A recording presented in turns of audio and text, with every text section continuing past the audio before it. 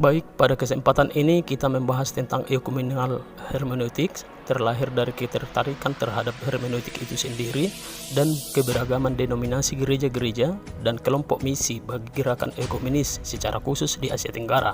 Dalam kepelbagian denominasi ini, maka sangat dibutuhkan dialog yang bersifat ekumenis yang menyasar bagaimana pendekatan atau gaya berteologi, interpretasi, dan perbedaan-perbedaan yang lain. Ekumenikal hermeneutik hadir menjadi salah satu jalan membentuk satu dialog ekumenis di tengah keberagaman denominasi gereja yang ada. Inilah yang melatar belakangi munculnya ekumenikal hermeneutik. Geseran paradigma dalam gerakan oikumene, ada beberapa tokoh yang menyoroti hal ini.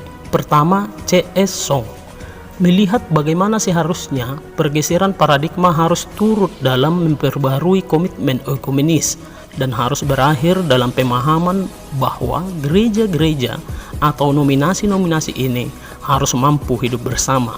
Yang kedua, menurut Sastri melihat pergeseran paradigma ini, beliau mengatakan bahwa pergeseran paradigma bukan hanya berbicara dalam penyatuan atau kebersamaan dengan antar gereja saja, atau tidak boleh berorientasi hanya dalam diri kekristenan itu sendiri, tetapi nilai oikumene itu melintasi antar agama dan harus mampu menyapa segala makhluk.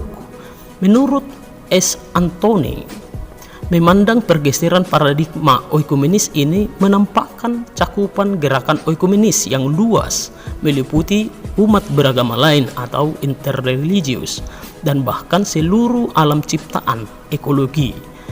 Ada 4 pergeseran yang harus dilakukan, yaitu pertama, kompetisi bergeser menjadi kerjasama. Kedua, saling menyalahkan bergeser kepada tindakan dialog bersama.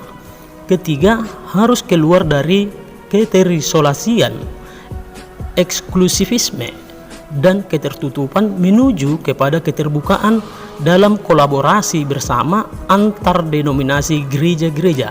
Keempat, bergerak dari integrasi kepada keutuhan ciptaan.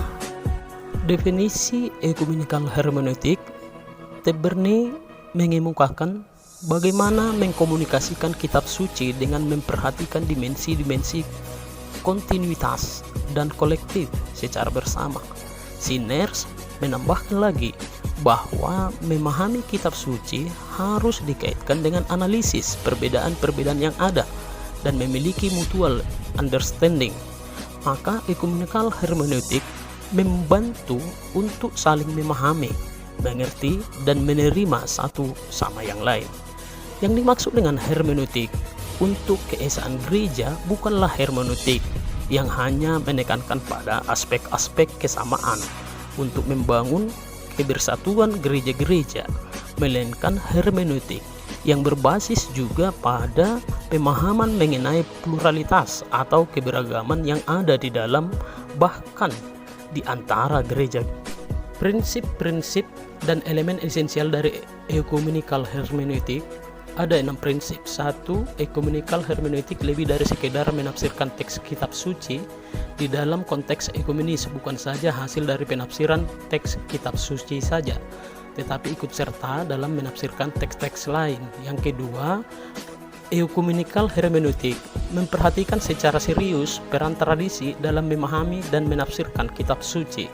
Yang ketiga, ekumenikal hermeneutik bukan komparatif eklesiologi. Ekumenikal hermeneutik tidak bertanya tentang perbandingan eklesiologi dari antara gereja-gereja. Yang keempat, ekumenikal hermeneutik bersifat murah hati, ramah, dan terbuka atau open-minded. Tidak boleh ada pemikiran yang bersifat absolut mengenai kebenaran iman Kristen hanya pada satu komunitas. Yang kelima, ekumenikal hermeneutik tidak dipahami sebagai ekumenisme Kristen yang terisolasi dari dialog dengan agama-agama lain. Yang keenam, ekumenikal hermeneutik tidak memiliki satu privilege terhadap satu metode interpretasi tertentu.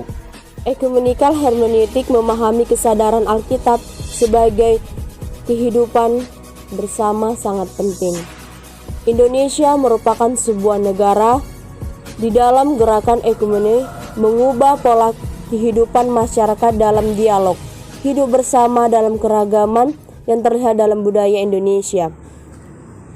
melihat relasi hubungan gereja dengan segala kedewasaannya dengan Indonesia dalam keragaman budaya.